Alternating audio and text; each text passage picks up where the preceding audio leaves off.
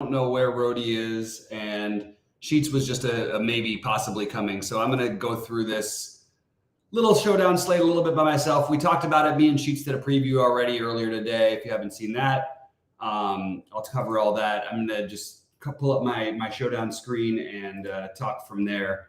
I'm not scripting anything. We've had some really, really close calls on some huge wins already on the showdown with literally like 10 entries in the lottery and that kind of stuff. So we're probably going to keep that way of going. I am playing more single entries, more like, 3 maxes, that type of thing, just because it's the best way to find a chance to actually win a tournament. You might end up chopping the millionaire tournament for less money than gets won in those other tournaments, which I ran into last week. So let's get into it. I'm going to talk through it and pull up my screen really quick, and we'll talk through this slate. If there's any questions or thoughts, please get them in as soon as you possibly get here. Don't forget to please like and subscribe. It's ready in here, and we will go from there. All right, so here's what I'm doing. Basically, so you can see, let's just go to the cap. Let's talk about the captains first. I'm going to sort by ownership here of the captains, and you can see McCaffrey is going to be wildly popular. You're going to have to get really different and leave a lot on the table if you're going to make him a captain. Debo is going to be really popular. Again, same type of thing. Daniel Jones, at least you have some options because you can play him with some of the receivers no one wants to play, but I'm going to be under on all of these captains. The only one of these that I'm actually playing as of right now is Christian McCaffrey, for what it's worth. I like McCaffrey fine here, but it is a Thursday after a Sunday afternoon game, and I am going to be way overweight Elijah Mitchell. That's probably one of I'm not going to play him in the captain spot, obviously, but I might actually play him in the captain spot in the tournament or two. Let's see how far down we go. Elijah Mitchell, about 10% owned in the flex. That's really, really good. And we know he hasn't seen a lot of work yet. I think this is a great opportunity to take advantage of that and load up on Mitchell, as they're going to probably want more spells for McCaffrey. They don't want him to get hurt this early in the season. There's potential blowout that could get Mitchell some more run. So I'm really liking that Mitchell play in general. Not so much the captain, but my main captains are going to be George Kittle. As I said, I will have a little bit of McCaffrey, but less than the field. I will have some 49ers defense just in case. I will have some Darren Waller and Daniel Jones, but not really getting the Purdy and Samuel. I'm also going to, people are to talk about some value, so I'm going to talk value here. All right, so the value is, Ronnie Bell is the one everyone's going to play. I'm going to say you can get significantly lower ownership and potentially more upside. I don't even know which one necessarily you'd say has more upside, but I think Ray McLeod is completely in play here and has multiple ways of scoring, so I like that. My favorite spend all the way down. I already mentioned Mitchell as my other favorite spend at 2,400. A little bit more expensive, but whatever. I don't mind Daniel Bellinger in a couple lineups at 800.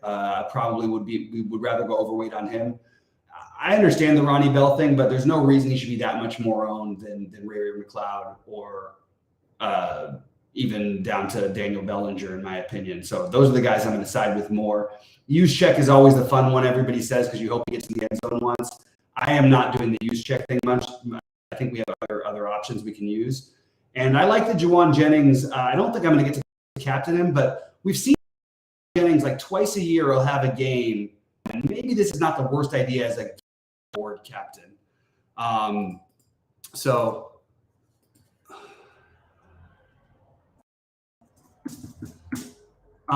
anyway, we'll get to it. Let's see what we got. Looks like no Rhodey is going to be here tonight, but we got it in the Discord, which is always nice to have. And we've got Brandon Cruz. Let's see what he says. He's running stuff right now. 100% McCaffrey captain, probably 80% Mitchell flex, going to underweight Daniel Jones, close to fading. Interesting. I like that, Brandon. I mean, I think it's definitely an interesting way of building. The only problem I have with the McCaffrey thing is, are they really going to run McCaffrey into the ground on a Thursday against the Giants after a Sunday afternoon game, the third week of the season? McCaffrey's biggest issue has been staying healthy his whole career. I just have a hard time seeing that on these Sunday, Thursday slates, I actually had a note to myself, like always play Mitchell and get lower on McCaffrey. And that's always going to be my strategy for all starting running backs too. We don't have a starting running back for the Giants, so we don't have the normal starting running back for the Giants. So let's talk about who we're going to play here. So you can see that Breida is getting 26% ownership currently projected in the flex, and you're going to get very little Gary Brightwell. I think that it's reasonable to split up your Brightwell and Breida ownership. I think you could definitely split those guys in half, and that would make a lot of sense. I like what Rhodey's pointing out here, the double RB thing. You play that McCaffrey with the Eli Mitchell, and I honestly probably will have some 4 running back sets tonight. I think that actually makes a little bit of sense too, because I think you can play both Breida and Brightwell. Kind of hard for them both to get there. Probably will side with one, but I do think I'm looking at 2 running backs from the Niners, 1 from the Giants. It's kind of tricky when I say San Francisco because I just did a baseball stuff, so I keep saying the Giants and Niners, and I'm getting mixed up because I've got San Francisco playing the Giants, which is a little just weird on a baseball slate that we just did. And I was talking about the Giants the whole time, the San Francisco Giants, of course. Anyway, I like that idea as sort of a start of not a core, but a start of a build. Like I think I'll have a lot of that McCaffrey, Eli Mitchell, and one of Breida or Brightwell. And I think you're getting a little different by doing that right off the bat, especially if you're going to captain. We go back to the ownerships for captain.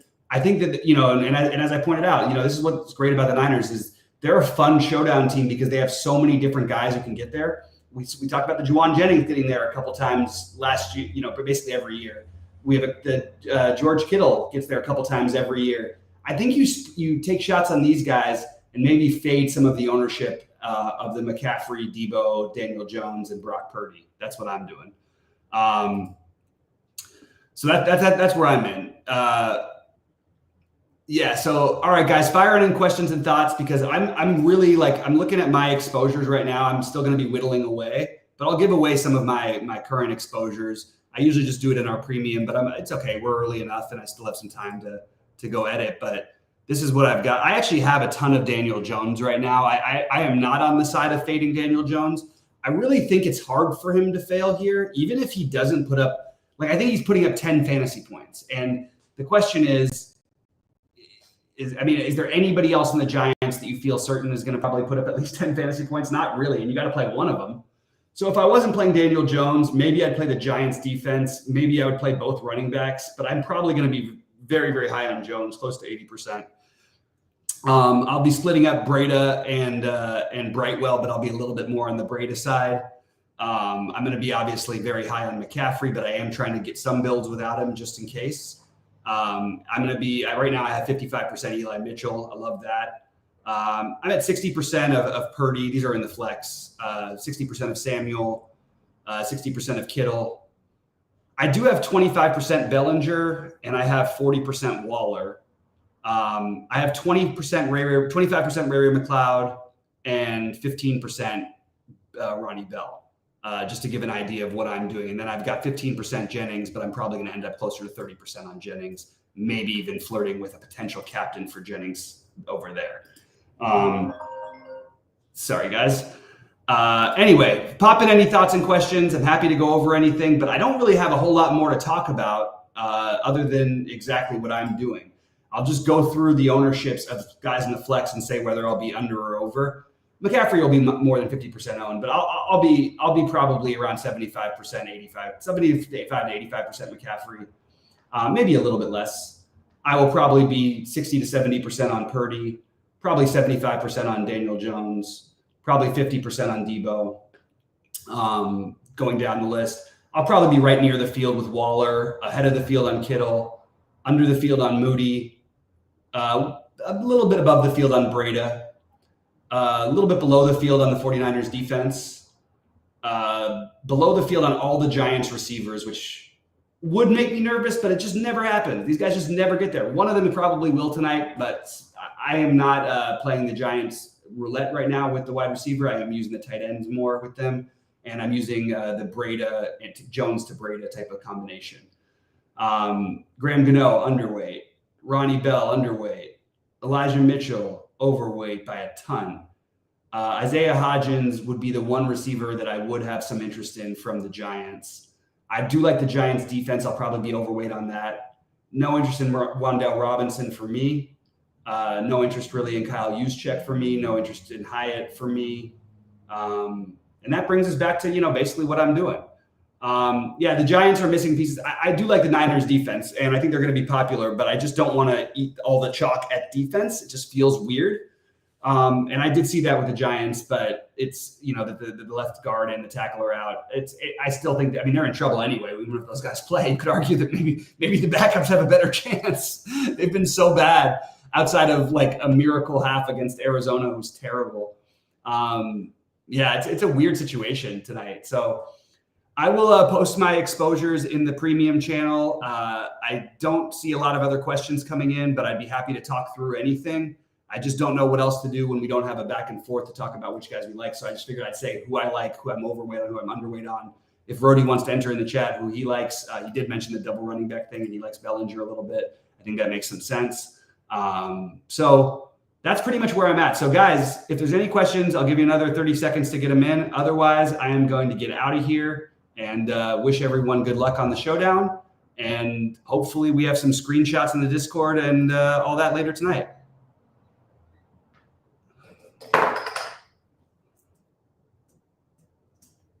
Okay, giving you guys a minute.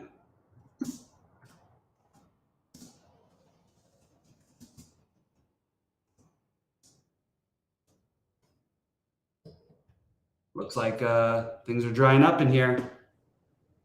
All right. Anyway, guys, I appreciate you all for watching. Thanks so much. Please click the like button so we can keep doing these for free. As I said, me and Cheese did a preview already for this one, and you kind of know where I'm at. So I'm just going to wish you guys luck, and I'll see you guys hopefully at the top of leaderboards a little later on.